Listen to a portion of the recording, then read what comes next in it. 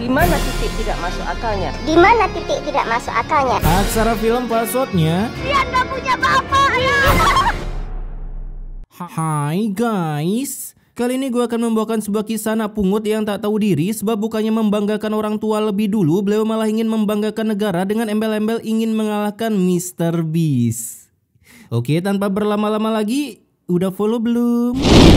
Kisah ini berawal dari pembagian sembako yang dilakukan sepasang suami istri ini. Dan perkenalkan, ini kakek adalah teman King Nolan, ya panggil aja kakek Arun. Kumisnya seperti Joseph Stalin cuy. Dimana tujuannya berbagi bansos bukan buat bagi mereka para warga korban judol, melainkan untuk meminta doa agar mereka bisa dikaruniai anak. Buset dah, kakek sesepuh ini ngarep anak. Terus istrinya buset, mudah banget anjing. Nah, hari demi hari kerjaan si Arun pun cuman hunting bahan baku untuk permukbangan para warga agar bisa bagi-bagi sedekah tanpa embel-embel nyuruh follow terlebih dahulu. Cuaks. Dimana ketika mau lanjut belanja, datanglah seorang bocil gabut yang entah lagi dikejar ladusing atau apa. Sikit sini malah naik ke mobil sport car milik Arun dan bersembunyi di dalam sana. Sehingga saat Arun akan cus ke Ayo bersama yang bebnya mencoba membuat ritual dengan suasana baru berharap bisa memiliki anak, sikit sini pun malahan ikut terbawa. Ditunggu rekamannya ya kids. Nah, kala itu ketika singgah ke tokonya terlebih dahulu, Arun pun auto bagong melihat anak yang ngespon secara mendadak padahal ia belum melakukan pengecrotan. Bahkan kejadian ini disaksikan oleh para emak-emak. Lumayan live streaming. Alhasil si kids yang bernama Fikri ini pun langsung diberikan bacotan no jutsu, dikira mau ngemaling sekalian merekam permantapan yang akan dilakukan Arun untuk memperoleh anak. Namun ketika tahu kejadian yang sebenarnya, kalau si Fikri ini mau dijual di toko bagus dengan alasan suka ngabisin nasi di rice cooker, Arun pun jadi iba. Apalagi setelah mengetahui kalau Fikri adalah seorang anak tim tu aka yatim piatu. Kini si Arun pun langsung mengundang Fikri ke dalam kakaknya daripada capek-capek melakukan gempa lokalan yang belum tentu positif hamil. Mau kan jadi anak kami? Anjas, akhirnya beban orang tuanya bisa dilanjutkan ke keluarga Arun. Hari itu juga mereka pun mulai masak besar yang tentunya membuat Fikri pul senyum. Karena setelah ngeyatim 2 bulan dan setelah fotonya diupload agar bisa di check out melalui keranjang kuning, kini akhirnya si Fikri bisa kembali menyantap makanan yang lezat dan berbiji musrid. Bahkan besoknya mereka akan mendaftarkan Fikri sekolah untuk mengambil jurusan ke-FF-an. Ya udah, sekarang kamu makan dulu ya. Biasakan kalau mau makan itu dahulukan orang tua ya. Tadi disuruh makan, sekarang malah disuruh dahulukan orang tua. Nah, keesokan harinya akhirnya si Fikri udah mulai bersekolah meskipun kurikulum ke-FF-an belum terrealisasikan. Dimana karena mengadopsi anak pungut, kini si Arum dan istrinya jadi bahan gibahan tetangganya. Karena ya kalian dengar sendiri aja lah. Gimana kalau dia itu anak maling Bu? Apa hubungannya anjing, mau anak siapa kek? Kalau tititnya kencing belum lurus masih bisa lah didoktrin biar jadi anak baik. Di sana si kakek Arun dengan kumis yang menakutkannya langsung membela anaknya, ya meskipun varian pungut. Karena beliau bilang kalau anak maling belum tentu jadi maling akibat rendahnya sistem relasi permalingan. Tak seperti di Konoha yang memiliki bapak petinggi Hokage, maka anaknya besar kemungkinan bisa jadi Hokage. Lagian, relasi apa yang bisa diberikan kalau bapak jadi maling? Relasi informal rumah warga yang keamanannya serendah sistem pemerintahan Wakanda sampai bisa dihack. Nah, sepulangnya sekolah, gimana ulangan matematikanya? Buset, sekolah apaan baru daftar udah ulangan matematika anjing.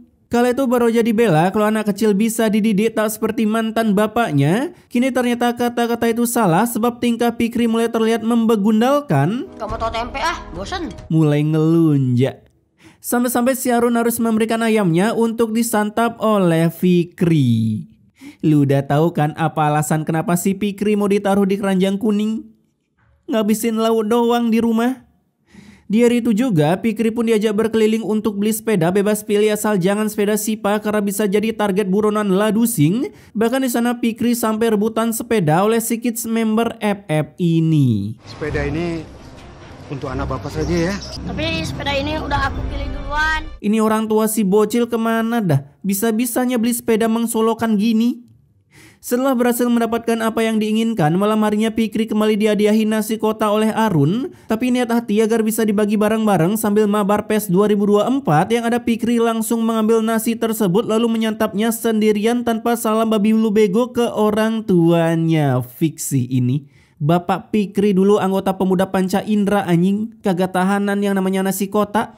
Mungkin dia belum pernah makan daging. Tadi siang sepulang sekolah makan daging. Ya elah, ini kalau anak gua udah sandal swallow melayang ke congornya. Nah singkat cerita, beberapa tahun pun berlalu, kini bentukan Fikri sudah berubah dengan jambul khas sirip ikan terbang. Itu apaan bang? Antena kah?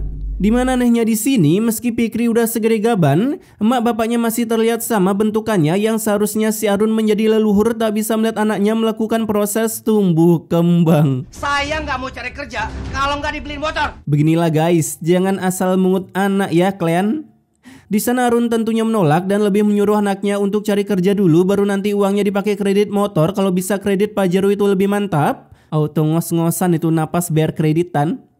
Hasil si Fikri ini langsung emosi dan memaki-maki bapaknya dengan sebutan leluhur. Hingga tak mau menahu pokoknya harus ada motor di rumah tanpa peduli seberapa tebal uang di dompet bapaknya yang masih tersisa. Penampakan kalian ketika dulu sekolah cuy, nggak dibeliin tinggal ngamuk. Mendengar anaknya terlalu keras ngebacot, sepulangnya kerja Arun langsung membelikan anaknya motor berspek debt collector yang siap menagih kreditan nunggak sampai ke desa Sukolilo sekalipun. Ini kalau di luar negeri motor Ghost Rider cuy. Di sana maknya pun menyuruh Fikri untuk mencari kerja meski tak memiliki pengalaman, karena mulai sekarang ia udah memiliki motor baru. Sampai datanglah tetangganya yang begitu bagong melihat tingkah Arun. Namanya juga untuk anak. Nah yang begini-begini nih yang bikin sifat anak jadi nggak tahu diri cuy. Kebiasaan di zona nyaman. Nah keesokan harinya baru aja dibeliin motor, kini si Fikri meminta uang buat jajan bersama ayang bebnya dan bukannya mencari kerja. Hasil si mak tentunya kagak memberikannya hingga Fikri seketika minggat menggunakan motor berspek debt collectornya. Anjas, testing dulu, testing. Dimana tujuannya sekarang datang ke toko bapaknya sendiri untuk membuka usaha buka ruko modal linggis doang. Dan kejadian ini berhasil diciduk oleh dua orang warga yang hendak menghentikan Fikri. Namun sayangnya tak mempan sebab Fikri sudah mengamankan uang segepok milik orang tuanya. Duit orang tua saya. Astagfirullahaladzim. Lah, mereka masih tetap stay di sana kah? Yang ada malah dituduh maling.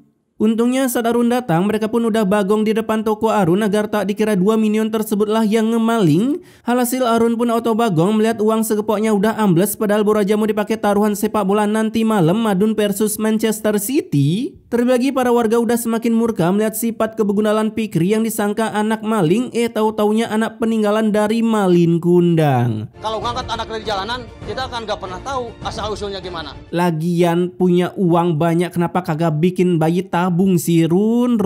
Terus itu punya titik kenapa kagak dicoba tiap hari?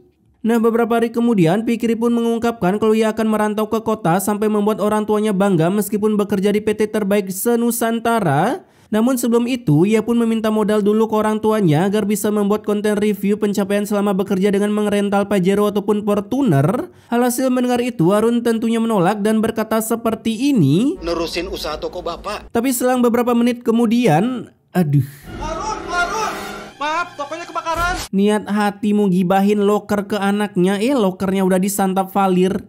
Kala itu mereka pun hanya bisa menyaksikan usaha satu-satunya telah dibakar. Apalagi para warga di sana tak bisa berbuat apa-apa sebab damkar lagi sibuk ngurusin banteng masuk partai. Jadinya dengan menggunakan ember kerja Baktiana SD, mereka pun akhirnya gagal memadamkan api tersebut. Gimana mau padam? Orang yang lain numpang masuk TV. Kemudian malam harinya uang mereka pun sisa segitu doang yang hanya cukup beli 3 skin Starlight. Terbagi si Fikri datang-datang malah minta uang buat rental mobil agar segera bisa buat video pencapaian ketika bekerja. Tapi karena memang gak ada cuan, si Fikri pun disuruh nunda dulu tahun depan. Buset, udah kayak mau lamar jadi halode aja cuy. Hingga membuat Fikri menendang meja dan langsung loko dari sana sebab memiliki bapak yang spek kemiskinan seperti ini. Mau miskin, gak bisa apa-apa. Salah siapa mau join? Nah hari demi hari kehidupan mereka semakin mengsengsarakan karena mereka hanya bisa membeli lauk hanya untuk anak BGGST ini agar Fikri tak marah-marah doang. Bahkan hidup lagi sengsara-sengsaranya si Fikri pun meminta uang buat top up diamond. Kebetulan ST Skin Legend udah rilis. Tapi karena tak dikasih semakin mantaplah permintaan Fikri. Aku minta dibukain bengkel. Aku nggak mau yang lain. Beginilah guys, kalau sedari kecil anak kalian tak dibiasakan congornya bermeet and greet dengan sandal swallow. Apalagi si emak ini kagak pernah ngelatih akurasi tembakannya cuy. Terbagi kata-kata Fikri semakin berdeme karena ia menyesal telah diangkat menjadi anak Arun. Gak tahu diri kali anjing. Udah untung lu noh kagak ngamen di jalan modal nyanyi kagak jelas. Yang tentunya semakin mendak-dikduk serkan jantung Arun mendengar perbacotan anak pungutnya ini. Selamat sih ini hidup orang tuanya Fikri dijauhkan dari anak seperti ini dengan wasted bareng-bareng. Setelah berbacot, Fikri pun mulai hunting loker menggunakan motor berskin debt kolektornya dan mulai mendengar pergibahan para minion kampung yang lagi kekurangan tenaga builder sawah. Hasil dengan baik hatinya seperti ginjal yang ingin disentil menggunakan spakbor Mio, Fikri pun mentransfer kedua orang tuanya menuju lokasi loker. Sehingga hari itu juga mereka akhirnya bisa menghasilkan uang untuk Fikri. Mantap. Ternyata selama ini kita hidup sudah diberikan 2 anggota karyawan yang siap memberikan kita uang cuy. Enggak. Sesat.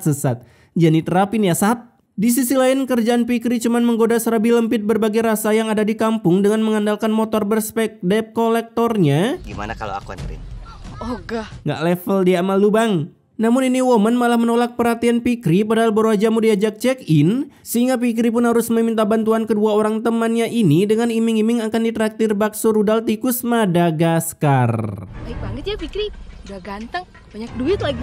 Anjas, selama ini ternyata kita ganteng cuy, cuman salah tempat aja. Setelah deal dengan iming-imingnya, mereka pun pergi dan datanglah para minion kampung yang mencoba menasihati Fikri tapi tak mempan. Bahkan Pak Ustadz sekaligus tetap tak dipedulikan oleh Fikri hingga berujung ia menantang azab. Hari gini percaya main kayak gituan. Sampai Fikri hampir tergeprek sebuah rintangan level 1 dari Ninja Warrior. Dikit lagi loh itu kalau kena udah film kelar ini. Tinggal adegan pemakamannya doang. Kemudian di pasar, Sima pun tiba-tiba tepar begitu saja tanpa ada suara ting-tung seperti Ultraman gaya. Hasil saat dibawa ke rumah sakit, Sima pun dinyatakan belum wasted, melainkan cuma patah doang di bagian lengan. Bisa-bisanya lengannya patah bukan punggungnya.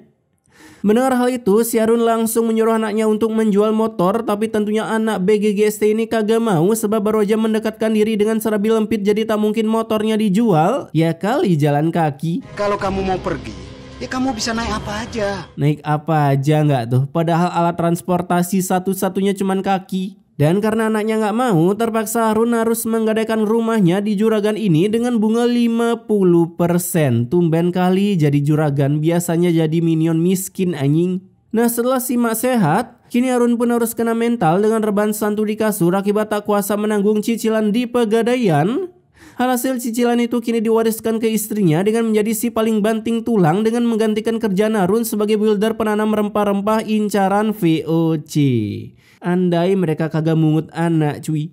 Di sisi lain salah satu warga pun mengundang aliansi kampung karena kasihan dengan Arun, dimana dengan langkahnya mereka pun mau menyumbangkan cuannya untuk melunasi hutang Harun sikit-sikit menjadi bukit menggunakan uang hasil banting tulang para warga. Langka sekali ini cuy. Di kampung Wakanda ada yang beginian kah? Paling juga digosipin. Setelah berhasil mengumpulkan uang itu pun di-giveaway-kan ke Arun, tapi dari kejauhan udah diintai oleh si anak pungut ini, sehingga saat ada kesempatan ia pun langsung menilapnya meskipun ujung-ujungnya berhasil diciduk oleh orang tua Fikri termasuk para warga yang menahan hantaman mereka. Nah besoknya si Fikri yang udah panik kagak punya uang, ia pun datang ke tetangganya bukan menjadi Fikri melainkan pakir miskin. Dengan bilang kalau orang tua Fikri sedang sakit keras, yang satu kena TBC, yang satunya lagi nunggu COVID karena kena kuncian dari McGregor. Hasil para warga pun pada iba dan langsung memberikan Fikri sedekah. Sampai pada akhirnya Fikri bisa mendapatkan seorang serabi lempit yaitu woman ini dengan modal mengajaknya dinner di kafe termahal di Nganjuk City. Gua yakin sisa uangnya dipakai check-in cuy. Kemudian besoknya para tetangganya pun bagong melihat Arun dan istrinya yang katanya lagi sekarat. Apalagi terlihat Arun sudah lepas dari kuncian McGregor, sekarang malah sudah bisa berkebun. Hasil mereka pun langsung ke sana dan akhirnya mengetahui kalau Fikri telah menipu mereka semua menggunakan uang tersebut untuk membahagiakan ayang bebnya. Sayang, aku mau dong dibeliin satu set perhiasan. Bapaknya lah, modelan cewek kayak gini masih terbitkah di dunia? Pengen gue tenggelamin pakai rudal Nolan yang udah expired. Karena permintaan ayang babinya ini, Fikri pun pulang dengan penuh emosi dengan menggedor-gedor pintu rumah. Mendingan aku curi aja tuh sertifikat. Yang kemudian akibat tak dikasih, pagi harinya Fikri mulai melakukan negosiasi untuk menjual rumah orang tua angkatnya. Dimana setelah deal, malam harinya Fikri langsung masuk ke kamar orang tuanya untuk meminta sertifikat rumah dengan alasan, aduh, Uangnya mau aku pakai buat modal kerja. gadein rumah biar dapat kerja, terus gajinya per bulan dipakai bayar cicilan rumah. Sama dengan bohong anjing. Setelah mengunboxing lemari dengan segenap tenaga energi kanuragan, Arun pun berusaha bertahan dari kebegunalan anaknya meskipun si Fikri berhasil mengambil sertifikat rumah tersebut bahkan langsung kabur dari sana. Ayo Bu, Pak, ayo cepetan ambil. Lu ngapain bang? Malam-malam jogging? Bentar, bukannya gade rumah perlu tanda tangan pemilik rumah ya? Nah, di tengah kejar-kejaran, Arun pun harus jatuh karena kehabisan energi sekuat macannya akibat terlalu sepuhnya beliau. Tapi untungnya para minion langsung menggantikan posisi Arun dalam mengejar Fikri yang entah ini babang ngapain lari ke tengah hutan. Lu mau gade di mana bang? Rumah dedemit. Gimana ngilangnya, Pak? Iya Pak, cepet banget larinya kayak hantu. Hantu kagak lari blok. Sejak kapan hantu lari? Alhasil karena gagal, mereka pun balik ke rumah sakit. Yang rupanya di sana Arun udah wasted karena kehabisan nafas serta desahan. Lagian udah sepuh pakai ikutan join lari maraton. Kemudian kembali ke Fikri. Kala itu ia lari padahal kagak ada yang ngejar sampai akhirnya kesliding dan mengedebuk jatuh hingga pahanya patah. Apalagi kejadian ini cuma disaksikan oleh kameramen yang cuma bisa merekam kesendirian Fikri. Semangat bang, dikit lagi ketemu Kunti itu. Di sana Fikri pun berusaha berjalan dan sebuah keajaiban alam pun mulai terjadi. Malah main ayunan. Dari bawah ngespawnlah ular king cobra yang mencoba mencotot Fikri dan berhasil menggigit kaki Fikri. Alhasil karena king cobra yang begitu brutal ini pun Fikri pun mulai berhalusinasi. Anjas, ada cahaya-cahayanya. Apa begini cerminan orang tanpa dosa kali ya? Kemudian petir pun menyambar yang membuat tempat itu seketika menyala bengku, membakar Fikri seperti mangkang marshmallow hingga akhirnya si Fikri pun wasted karena bagian bokongnya begitu panas di lahap api. Nah, beberapa hari setelahnya pada malam hari, para warga pun begitu jackpot melihat jebakan celeng liarnya berhasil, namun yang didapat malahan celeng berskin manusia. Kayak produk yang lagi di display anjing. Dimana saat dibawa ke rumah tentunya si mak langsung bernangis ria sebab si suami jin kura-kura udah wasted. Kini anaknya pun ikutan wasted. Ya walaupun anak pungut. Kala itu mereka pun mulai mengafankan Fikri tanpa memandikannya terlebih dahulu karena nggak ada adegan mandinya. Dan setelah selesai mereka pun OTW sampai hari menjadi gelap gulita karena perjalanannya cukup jauh melebihi followers Mr. Beast dengan Willy Saliman. Tapi seperti biasa daripada lama-lama di perjalanan mereka pun latah membuang jenazah Fikri ke tengah jurang. Di sana ketika mereka turun untuk mengambil kerandanya, keluarlah ular yang susah kita lihat karena editannya diselimuti JJ brutal. Sampai para warga kembali latah membakar keranda Fikri sampai Fikri pun terpaksa diaben lalu dikubur dengan layak setelah api tersebut padam. Dan seperti biasa saat para warga akan pulang, adegan macam apa coba ini? Batu nisannya dililit ular. Gua curiga Fikri anak buah Orochimaru.